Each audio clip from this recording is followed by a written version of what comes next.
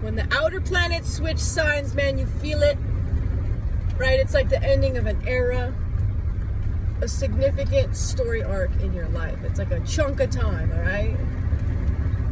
So it's just a little bit more significant that way. And this year's been full of quite a few of those, right? Now, think back to the 4th of July. What epiphany did you have? That signals the ending of whatever era you just went through. Think about it, right? And then today, Uranus, the planet of revolution, has moved into Gemini. And we're at the beginning of something very new, right? And it's a 7-year cycle. It feels like very whippy and like we're getting ready to run a race. I don't know. That's what I'm picking up on. Uranus is the planet of like revolution. Okay, it's really just out of the box creative thinking. It does not put up with like the suppression of tradition. It's very like, I'm gonna do what I want. And I love it. Uranus is a good one. So anyways, Uranus has transited into Gemini, and Gemini is like, oh man, it's a good one.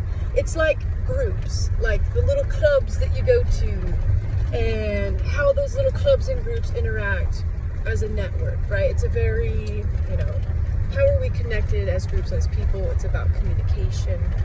So we're about to have some radical change, upheaval, revolution, but it will be out of the box, and it's like this collective thing of like the power is going to be given to the people, and you got to decide what to do with it, right? So I don't know, this one feels like a big one. Gemini's the sign of duality. We're literally going to have a revolution in our duality, which I'm actually kind of hoping that's like going to be a good thing for America. I don't know, we'll see. Right, because Gemini represents this concept of like yin versus yang, feminine, masculine, good, evil, light, dark. As the Buddha would say, you cannot have this without having that. That's always the Buddha accent I give. I don't know why. Doesn't make sense. Anyways, so one thing that I think is really important to me when I'm confronting the duality, which can be a difficult thing, is that for every ounce of darkness that you see in the world exists an equal proportion of light.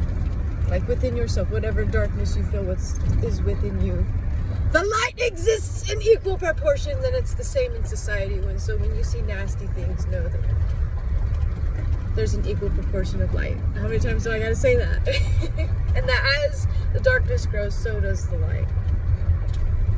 It's finding balance between the two is with a good spot, right? Because when you're living purely in the light, you're blind to the darkness. When you're in the darkness, right, it sucks because there's no light, obviously.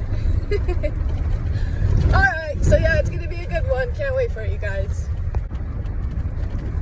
Look to see which house area is represented by Taurus, which would be the ending of this revolution for you, and then look to see where Gemini is in your house area and see where the new revolution's coming for you, my friends.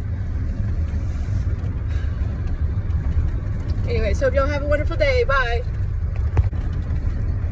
I've been thinking about the seeds today. Always, right? And I've been thinking about like, okay, what if we don't have the low elevation material that we need for making seed orchards, for assisted migration, right? It's the low elevation stuff's the low hanging fruit. It's the first to get cut. It's the first to get burned. Seems like, I don't know about the first, but it definitely burns up a lot, right? The river corridors and whatnot. Anyways, right? So there should be an emphasis on collecting that, obviously, but right, that's just one expression of a genotype, right? And I think in the future, what is going to be of greater importance is looking at the mechanisms that switch between those expressions, right?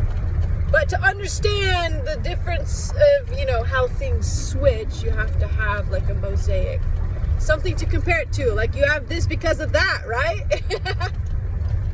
So also pulling seed sources that capture different genotypic expressions, right? I think that's equally as important. And so now I need to figure out how many freaking cones things I need to collect out of each tree. That's gonna drive me nuts. Anyways, have a good day. Also today I've been thinking about, it's been a big day, let me tell you. I've been thinking about fear, like, so the concept of duality exists in this reality. Everything has a counter. So like, what's the counter to fear? I've been thinking about that, right? And it's simple. Love, dudes. That's it. So I'm back on my love bullshit, right? When you feel fearful, recognize that that is a byproduct of you being hurt at some point in time, and your fear is like a way of protecting that. So hold compassion for yourself. Figure out some way to turn it into love, or to use love to combat that fear, right? Okay, that's it. I swear to God, I'm done for the day. Bye. If you fear sharing your ideas out into the world, go ahead. Just share your ideas. Don't give a fuck. And that's a form of loving yourself.